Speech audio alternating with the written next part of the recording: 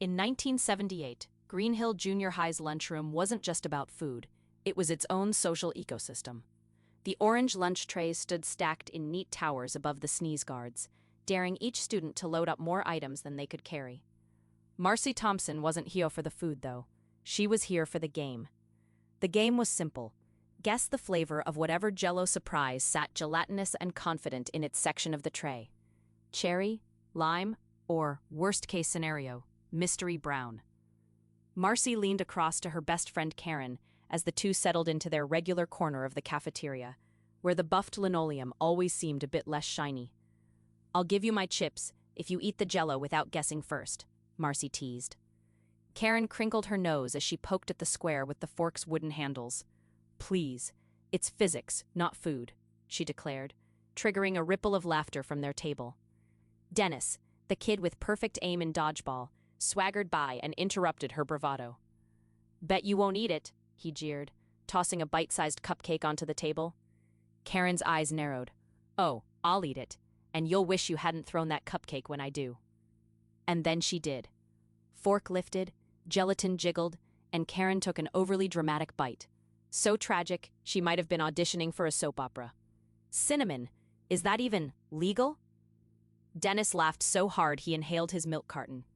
Before long, their corner of the lunchroom was unified in laughter that seemed to bounce off every cinderblock wall, and Marcy felt that warm sensation in her chest that always showed up when friends were exactly what friends should be.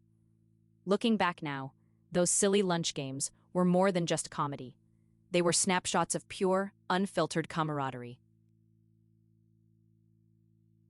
Tommy Wilkins was a budding entrepreneur disguised as a second grader. Every lunch bell brought him dozens of opportunities. He'd sit at the far end of Table D, where careful trades avoided adult supervision. Tommy's lunch was predictable: a sandwich wrapped in wax paper, apple slices too fresh to trade, and a small cookie hand-packed by his mom. But the snack bag, the golden foil pouch of crinkling magic, that was currency. On Monday, Tommy sidled up to Sarah Banks, who held 2 sticky lollipops aloft, as if conducting a candy orchestra. "2 chips for 1 lollipop," Tommy proposed, grinning with all the confidence of an auctioneer. Sarah balked at the offer until Tommy added an extra chip from a hidden reserve. Deal closed.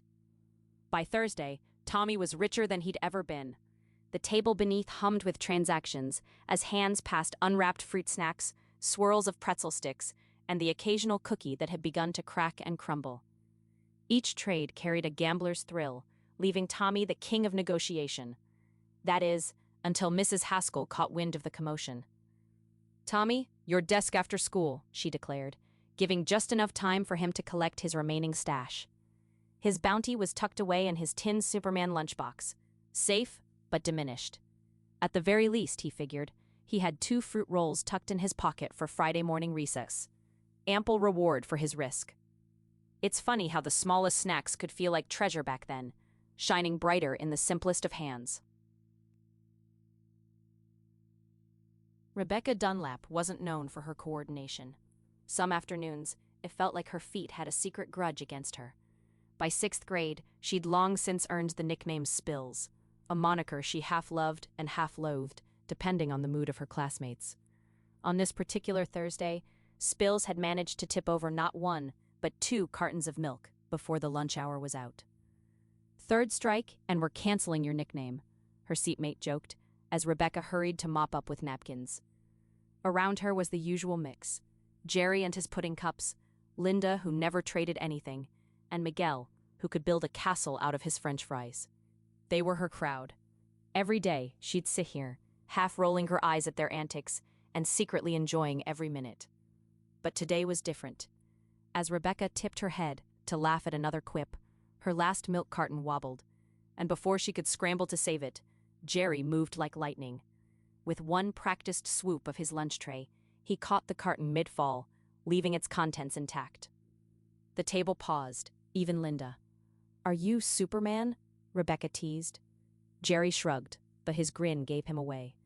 Miguel crowned him Milk Saver, using one of his French fry arches, and the entire table erupted in laughter, as bright and free as summer wind. Rebecca no longer cared how clumsy she was. Milk savers, fry builders, and stubborn non-traders were her people. It wasn't just lunch.